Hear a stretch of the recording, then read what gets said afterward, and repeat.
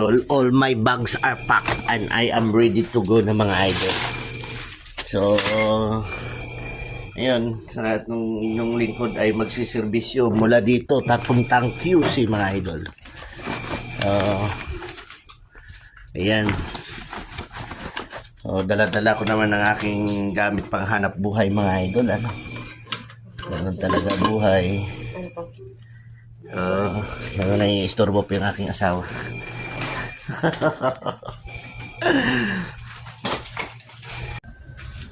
Ayun mga idol, nandito kami sa site. Error nito, hindi lahat ng error kasi error ng unit, pari-parehas pero itong error kasi nito A3. So upon troubleshooting mga idol, ayun, may leak pala. Leak dyan sa flare nut. So kaya siya nag-i-error, bagsak na yung amperahe, bagsak pa yung karga ng mga idol. So, ayun. Ito ay 5TR floor mounted mga idol. So, yung mga idol, kasi sa suction side lang naman, ni-repair ko na lang dito. Kasi, medyo may bungi itong pagka-repair na ito. So, ni-repair ko na lang, binutol ko na lang, tapos ni-repair ulit. Ay mga idol, kuha na yan tawag dito. Leak test na kami. 150 PSI.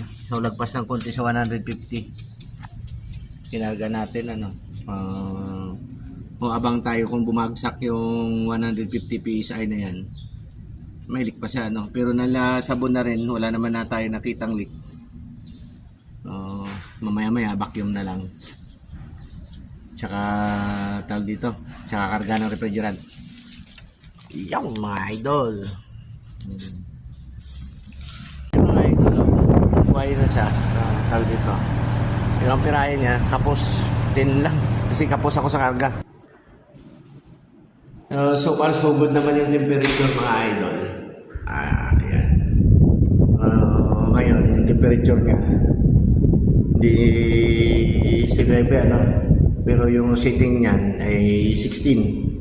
So sinagad ko sa 16, so 19 lang inaabot niya, pero maliit lang naman yung kwarto, kaya niya naman palamigin.